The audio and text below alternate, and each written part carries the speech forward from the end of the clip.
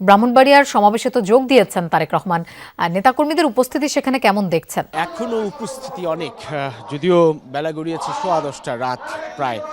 এখানটায় আসার কথা ছিল বিকেল নাগাদ, কিন্তু সেই সময়টা অনেকটা বিলম্ব। পথে পথে মানুষের স্রোত ঠেলে আসলে এই নির্বাচনী প্রচারণায় বিভিন্ন প্রান্তের সমাবেশ শেষ করে এই ব্রাহ্মণবাড়িয়া আসতে হলো তারেক রহমানকে।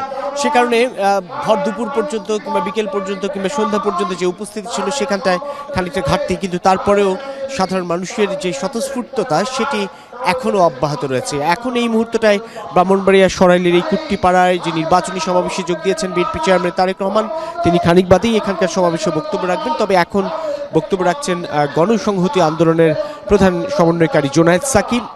উল্লেখ করার মতো বিষয় যেটি, এই ব্রাহ্মণবাড়িয়া জেলায় 6টি সংসদীয় আসন রয়েছে। যেই 6টি সংসদীয় আসনের মধ্যে 2টি সংসদীয় আসন একটি গণসংহতি আন্দোলন প্রধান সমন্বয়কারী জোনায়েদ সাকি এবং অন্যটিতে জমিয়তে উলামায়ে ইসলামের জুনায়েদ আল হাবিবি প্রতিদ্বন্দ্বিতা করছেন।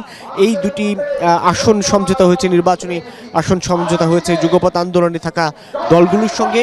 এর বাইরে 4টি আসনেই বিএনপি দলীয় প্রার্থী অর্থাৎ ধানের শীষ প্রতীকের প্রার্থী রয়েছে। বিএনপি চেয়ারম্যান তারেক রহমান এই সমাবেশ থেকেও শুধুমাত্র ধানের শীষের প্রার্থীদের জন্যই নয়, বরং বিএনপি যাদেরকে মনোনয়ন দিয়েছে আসন্ন নির্বাচনে সেই মনোনীত প্রার্থীদের বিষয়ে সাধারণ মানুষের কাছে ভোট চাইবেন এবং তার যথারীতি এখানটাতেও সেই আগামী দিনে রাষ্ট্র ক্ষমতায় এলে বা সরকার গঠন করতে পারলে কিভাবে দেশ পরিচালনা করবেন, কি পরিকল্পনা করে দেশের মানুষের জীবনমানের উন্নয়ন ঘটাতে চান, সেই বিষয়গুলোই তুলে ধরবেন।